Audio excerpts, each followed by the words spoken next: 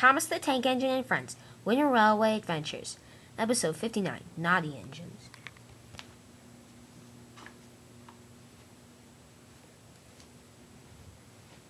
Bill and Ben had been very troublesome over the last couple of days, and Sir Topham had placed them in the shed for a week.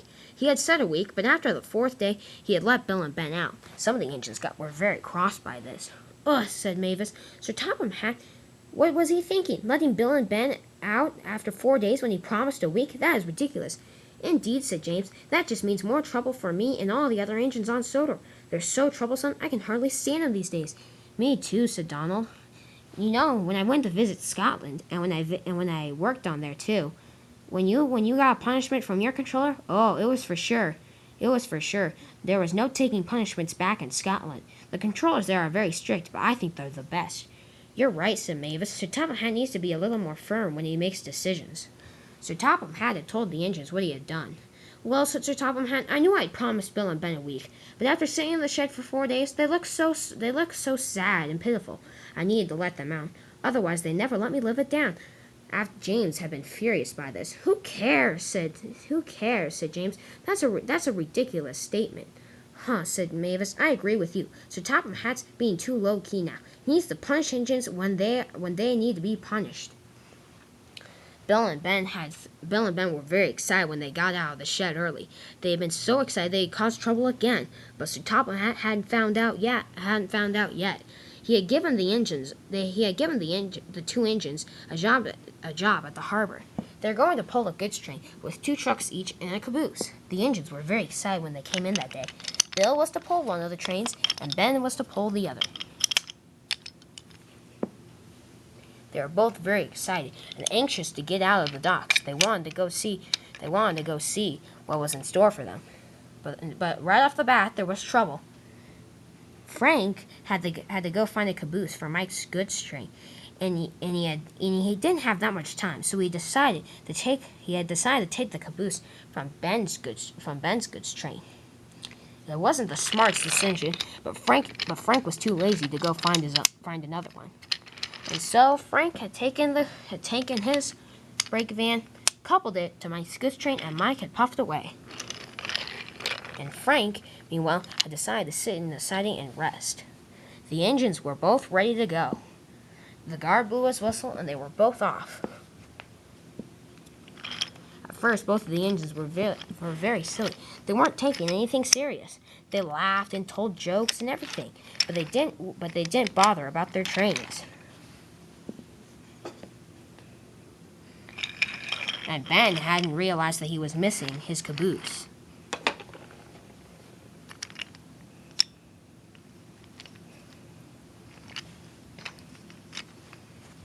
The 2 engines were just messing around, getting no work done. As they passed the other engines, they were cross. So Topham Hatt should have put them in the shed for a month. We should do an experiment, said one of the engines. Like what? Asked another. We can see how efficiently the railway runs when Bill and Ben are in the shed. All the engines had laughed.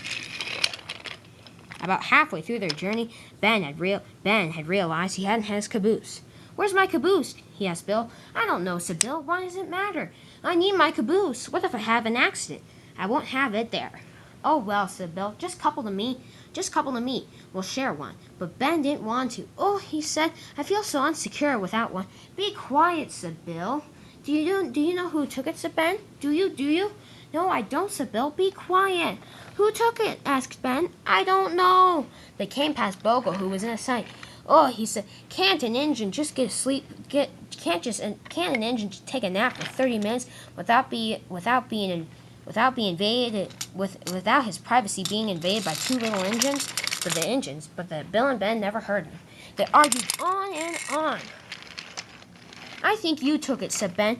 No, how would you know that, said Bill. You don't even have proof. Why do I need proof? You're my brother. You'll always support me on stuff. Not if you're accusing me of something, said Bill. Said Ben.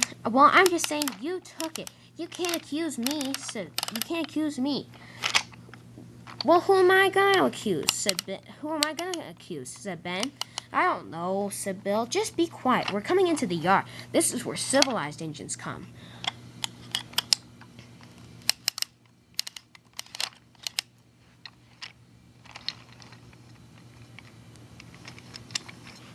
The engines were, unfortunately, the engines were still arguing when they got into the yard. As they passed, James, Mavis, and Donald laughed. Ha! They said, serves them right for arguing this entire time. What's the matter anyway? Asked Mavis. Said Bill. Ben thinks I took his caboose, but I didn't. See, said Donald, they're arguing over something stupid, something that could be solved by just saying I did it and then finding the caboose later. The twins were very, very happy when their trip was over. Bill shunted his train onto one side, and Ben kept his other, and on the line they were on. I'm going to go find out who took my caboose, said Ben. Good luck with that, said Bill. I'm guaranteed you won't find it. Hey, Frank, said Ben. Have you seen my caboose in last? Not at all, said Frank. Oh, said Ben.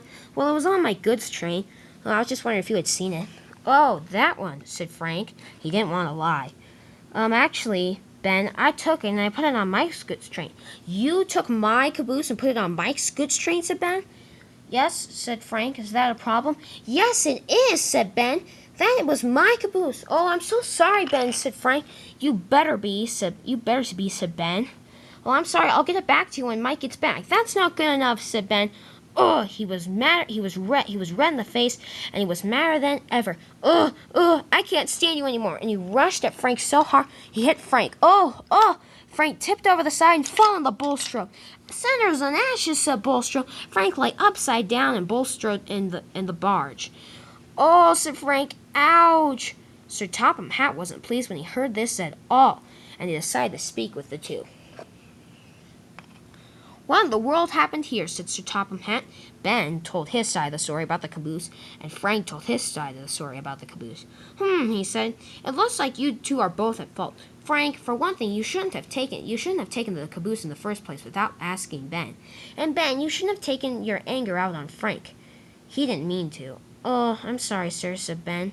And I'm sorry, sir, too. I'm sorry, sir, too, said Frank. I really am. That's all right, said Sir Topham Hatt. But anyway, Frank, this isn't entirely your fault. It's more of Ben's fault than yours. Bulstrode, go put him in the yard right by now. Go put him in the yard. I need to talk to Ben alone. Okay, sir, said Bulstrode. Ben, said Sir Topham Hatt. How could you do such a thing? I'm sorry, sir, said Ben. I just need to take my anger out. Well, next time, find another way to take it out. And I'm going to put you in the shed for an entire week for sure. And after that, you're going to learn the rules of the yard again from Edward. You mean I'm shunting trucks again? Said Ben. Indeed, said Sir Topham Hatt.